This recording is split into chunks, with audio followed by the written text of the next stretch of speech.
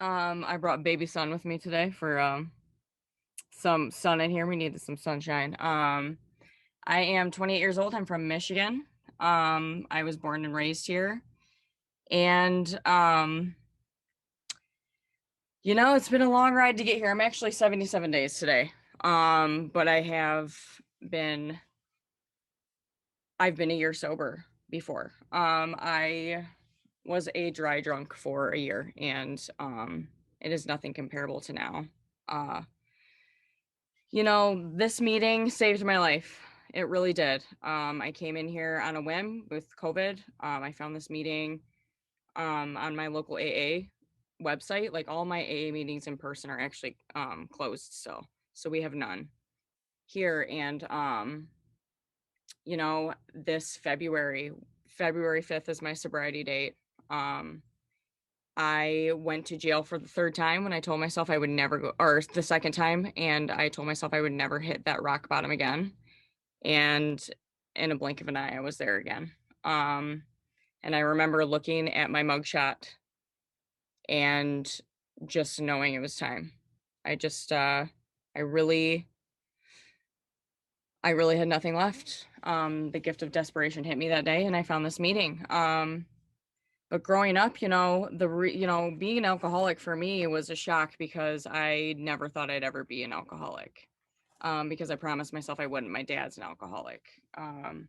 He was a tennis pro for a really long time. He was a really good tennis pro. He has the best work ethic I ever knew from anybody. But um, growing up with an alcoholic father, it was very difficult, very scary, and I was in danger physically and emotionally sometimes.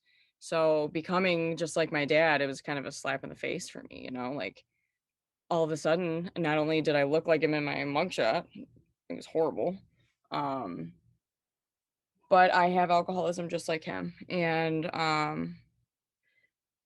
growing up, my family, alcoholism hit us pretty hard when I was little. When I was 5 years old, the earliest memory of you know, my dad was him falling asleep in his dinner plate on the table because he was drunk. He ended up cheating on my mom, and they got a divorce when I was young. But alcohol had a huge part in my life. It took my dad away from me at the time, and he was scary when he was drunk, and he was abusive when he was drunk, and he got many DUIs, all of these things. So I had a a picture of what an alcoholic should look like in my mind, and it scared the shit out of me, and I told myself I would never be one. So growing up with an alcoholic parent, control was my main lifeline.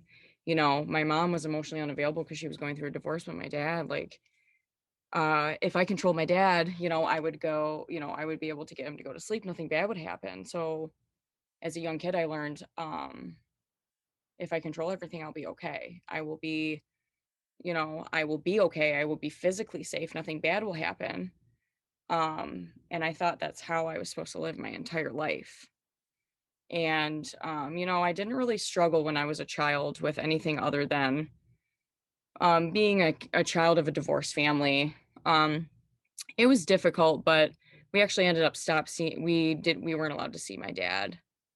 Um, because he lost his privileges, his privileges to see us um when I was younger, because he got too drunk. He just lost custody in the divorce. But I didn't really have any problems growing up, but um life hit me pretty hard in college. That was when my alcoholism really started, because I was faced with things that I couldn't control, and I had never been in a position where I fully couldn't control things. When I was growing up, the only instance I had of, like, addiction was, I would get really obsessed with things. I was obsessed with Pokemon as a kid. I was obsessed with, anything I just had to be obsessed with. Like, it was all or nothing all the time. I couldn't just have, like, a middle. Like, I either had to go, like, 0 or 100. And um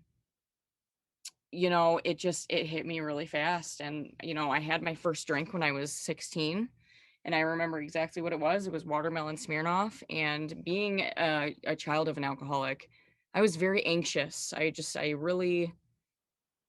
was a very, very anxious child. And when I drank that watermelon Smirnoff for the first time in high school, I all of a sudden felt fuzzy and giggly. And, all of a sudden it was easier to talk to the boys at the party, and it was easier to socialize. I didn't really have a lot of friends in middle school and elementary school because I was bullied really hard because I was a really smart kid. And in high school, I suddenly got, prettier, and all the kids that used to bully me didn't bully me anymore, and it was easier to talk to boys, and I had all of this attention, and watermelon Smirnoff at that party made it easier for me to talk to boys. Have fun, like, laugh with my friends. But even in high school, I didn't really drink that much, but I noticed the effects of what alcohol had on me.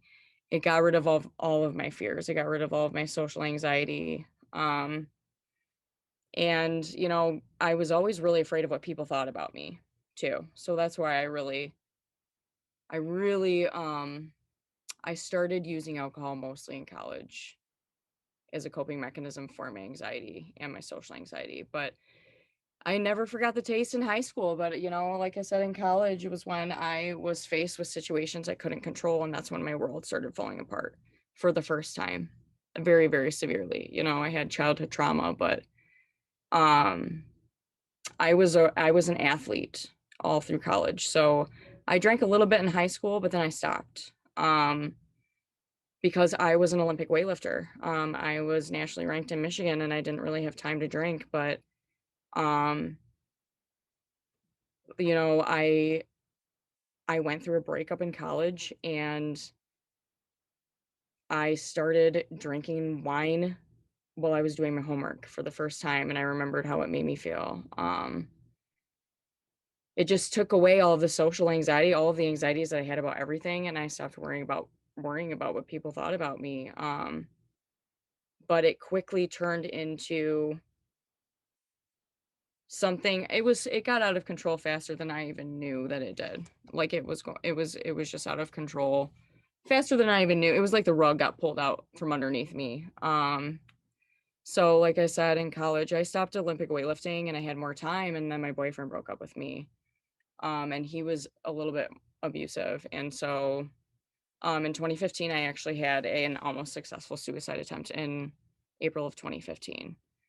I had been drinking, more and more each night. And I decided to swallow a bunch of pills and drink an entire liter of wine. And I almost died. So I woke up in the hospital, and that was the first time that, thank God my life was saved. But like, that was the first time that somebody ever mentioned that I had a potential drinking problem.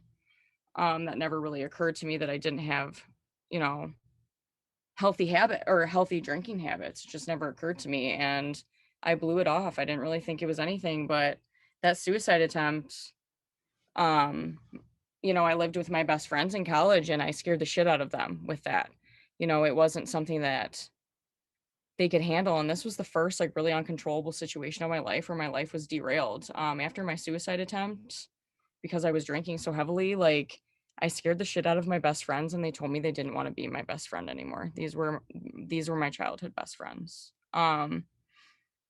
Since second grade, I always had them, and I lost them in an instant, and my life came crashing down. I was just about to graduate college, and they kicked me out of the house I lived in after my drunken suicide attempt. Um, it was devastating. It was the one of the most devastating things I've ever gone through, was losing all of my best friends at once. And I still graduated college on time, and I still acted like everything was okay, but I never recovered from that. So, I moved back home. I graduated college. I started a job. I was a police officer. I graduated the police academy as the only girl in my academy. I graduated, number two, and I got a job, and I was okay. But losing my support system all at once like that, I wasn't equipped to deal with life. I didn't really have any support. I wasn't really close with my parents like that. There was, a little bit of a disconnect, and I had no idea how bad it was going to get, and my drinking got worse with police work. It went from the drinking started again just like it did with my suicide attempt. It started with me drinking 1 or 2 glasses of wine a night, and then it went like very like in like a couple months, I was drinking a bottle a night. Police work was very difficult. It was very hard and it was very traumatic. And I saw things that I saw the worst side of people sometimes, and it exacerbated my drinking. And I ultimately decided in 2017 to quit my job as a police officer. Um, and after that, uh, that's when my life started falling apart and everything started becoming unmanageable because I didn't have a job. I didn't really have any friends since I lost all my friends. And now I didn't know what I was going to do for my career. Um, so I went from being successful, like being a little bit wobbly with drinking in college, making it through, but then completely just crashing and burning in my adult life. I had no idea what I wanted to do for a career, and I was living with a boyfriend that ended up being really abusive. Um, his mother would stalk and harass me. It was just one thing after another. I didn't have any good relationships around me. I didn't have a good support system. I didn't really have a good sense of self. And so my best friend was alcohol. It was really gradual, but it became scary fast,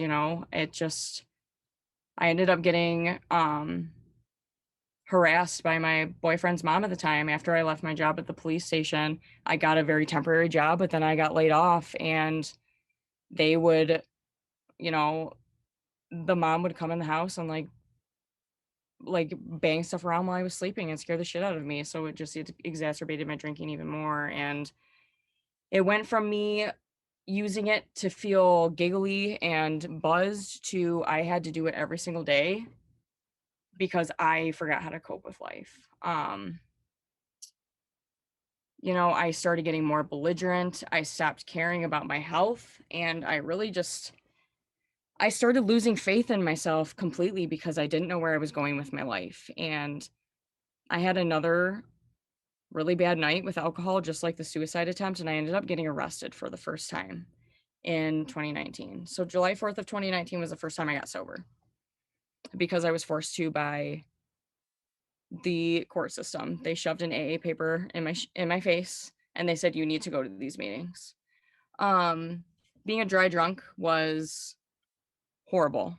I had no idea what I was doing. I wasn't taking AA seriously, and the minute I got off probation, I quickly started drinking again. So in 2019 is when, or 2020, during the pandemic, I got off probation, and I picked up drinking even faster than I had before. And I kept drinking up until February 5th. I didn't take it seriously. I didn't take it seriously. I didn't even listen in the meetings that I went to for probation. And I just didn't get, I thought it was bullshit. I didn't think it was worth anything. I just didn't think that I was an alcoholic. I wasn't ready to admit that I had drinking issues, and that I used it as coping mechanisms for my life. And um I just spiraled out of control the minute I got off probation, especially with the pandemic and dealing with all of that stuff. I was just still a mess. Like I was just a broken person from all of the trauma I went through and like losing my best friends. I had no idea how to handle anything in my life. Um, and I ended up getting arrested a third time or a second time in February. I ended up getting a third charge. And it was just, it was devastating to me. Not only that, the minute I got off probation, my drinking led me to even more scary things. I started getting involved with meth. That is a part of my story. I got involved with really sketchy things on Reddit about with drugs, and I drank and I wasn't dealing with my issues. And that scared me a lot. I went from getting arrested once because of my drinking to using a drug that I didn't even know how to get. I had no business being there. I didn't even know what happened, and it scared the shit out of me. Um, and I was just ready after my second arrest in February because I just had a gut feeling I knew I was going to die if I didn't do something. It went from a suicide attempt to getting arrested to getting arrested again and getting into really scary drugs. I had nothing left. I wasn't okay. And I got out of jail on February 5th, and I didn't even care anymore if I didn't control everything. At this point, like, I just needed help, and I found this meeting.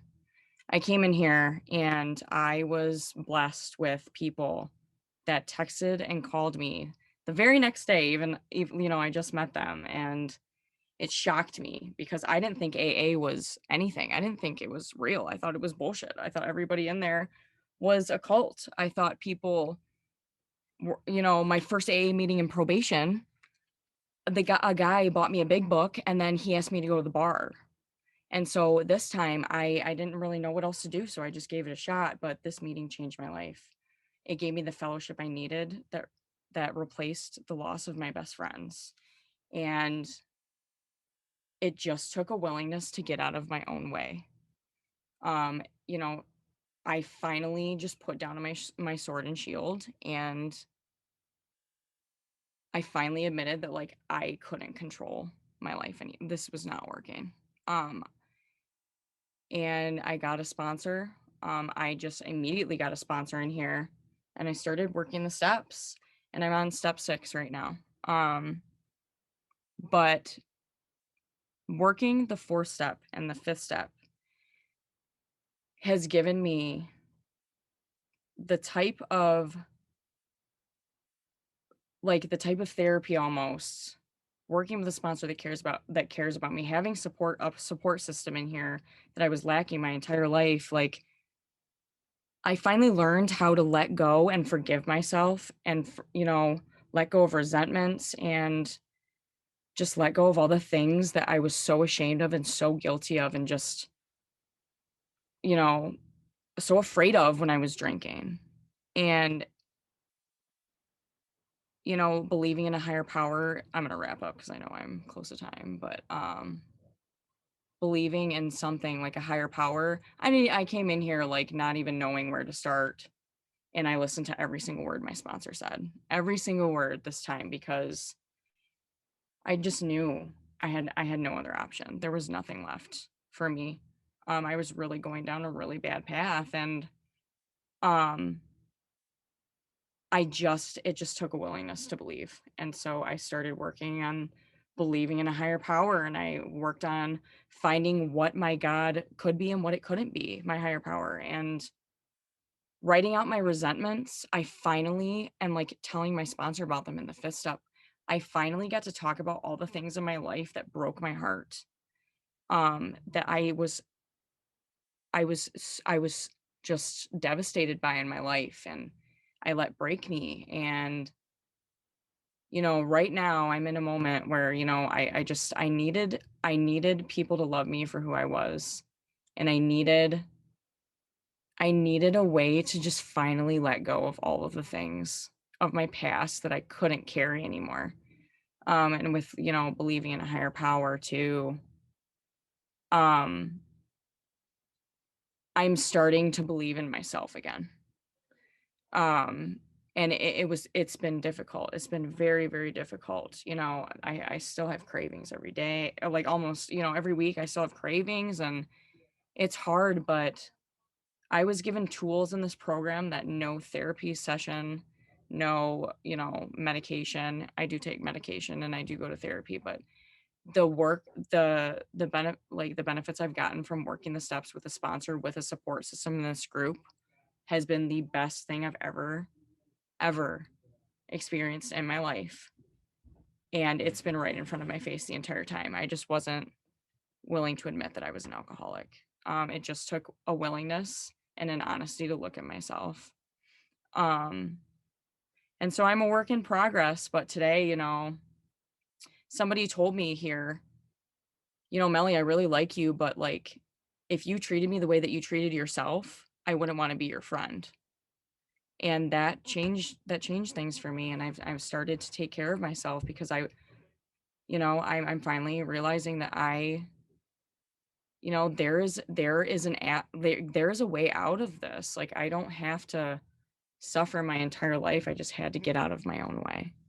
And the first step was just finally accepting the fact that even though I was terrified to end up like my dad, I did, like, I'm a human being and it is a disease, but like accepting that I was an alcoholic has been the biggest relief that I've experienced in a very long time, because I just finally know what the issue has been the entire time, and I can continue to work on them with the steps and with my fellowship in here, and rebuild my life. So sorry if that was super all over the place. I've never shared in a meeting this big before. So all right, that's about it.